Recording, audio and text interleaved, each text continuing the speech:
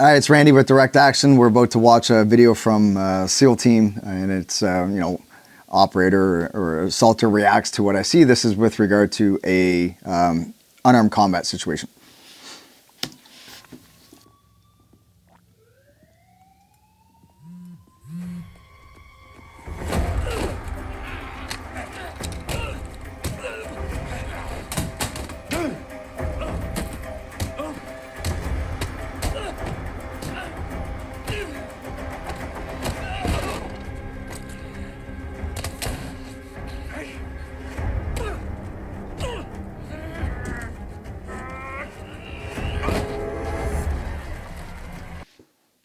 All right, so what I just saw there is a little bit of long gun fighting with close proximity, extreme close range. Long gun is in play. Guy gets dealt with, long gun goes to the ground, and then a pistol comes to bear. So, first time watching it. What do I deduct from that? It's a TV show, so obviously it's choreographed a little bit. When we think about closing the distance on somebody that's wavering a pistol or a long gun, the way I look at unarmed combat dealing with firearms is the most dangerous position of the gun is the business end of the gun. So if we are defending ourselves against somebody that is pointing a gun at us, optimally, principle and concept would be, the principle is isolate the weapon bearing limb. So what's the mechanism that controls the gun? That would be the principle. Can we get our hands onto that thing? And then the concept would be endeavor to get to the outside line. Hence why a gun, for an example, is most dangerous at the business end of the gun. So the muzzle. So if the muzzle is pointed at us, what can we do to get ourselves to the outside line, close the distance, get our hands on the mechanism that controls the gun, i.e. the weapon bearing limb. And then from there we look to, apply combative strikes or disarm the person. With the long gun, what you notice there, it wasn't slung to the attacker. If it was utilized by a sling, it is a little bit different. The gun can still be disarmed from them, but it may still be connected to the person, which means they would potentially have access to it. In this case, the long gun fell to the ground, and then the attacker drew the pistol. So, what we saw there is the individual close the distance, get hands on the gun, and then apply some combative strikes to be effective. So it's very similar to some of the stuff that I teach from a concept and principle base is what is the mechanism that controls the weapon, whether that's a knife, a gun, a stick, etc. Can we isolate it as best as we can?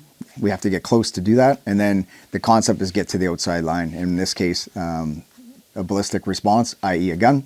We're trying to get to the outside of the business end of the gun.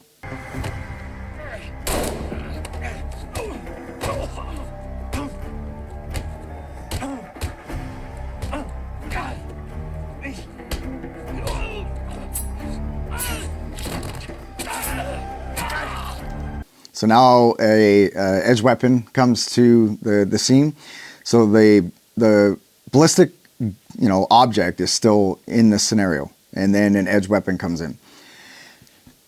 Based on my experience, and when I say my experience training in this this field, it's not common that once we draw a blade that we have the dexterity or the conscious thought to release the weapon, flip it around in our hand, and then apply a different grip. Now, I'm not saying you cannot get there with a lot of training for sure, but under stress, under duress, typically when we draw an edge weapon, the grip that we draw it is going to be with a death grip. So we wouldn't have necessarily the dexterity to release the grip enough to switch the grip. Again, it's this Hollywoodism versus reality.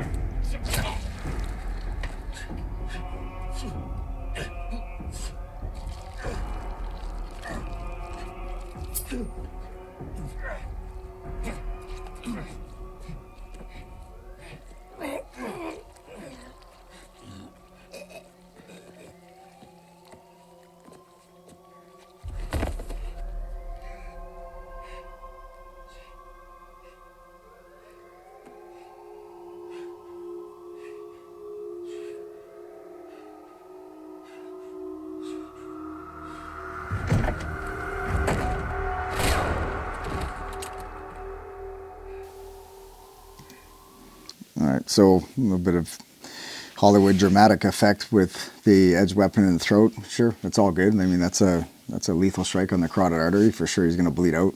Time is of the essence at that point. The only thing I consider is the situation resolved at this point? The person in front of us may be taken care of. But, you know, what's next? So essentially getting out of that position, figuring out where to go, or, you know, where's the rest of the team, it would be a consideration. In this case, door gets opened up, guy's armed with a long gun, and luckily somebody's got his back. But the reality is, you know, if there's multiple attackers, where's the next person? You know, maintain some sort of situation awareness on what's next until you're literally in a position of safety. In a vehicle, getting out of there, or reconsolidate with your teammates. These are thoughts to consider. Overall, I would say, you know, it's well done. There's a little bit of what's referred to as like doctoring. So doctoring of movements. You know, somebody that's drawing a pistol, for example, and then bringing it up when the threat is to the front. For example, when we draw, the idea would be to bring it to fruition to use it. So is that a little bit of doctoring where now visually somebody has an opportunity to close the distance and get hands on it?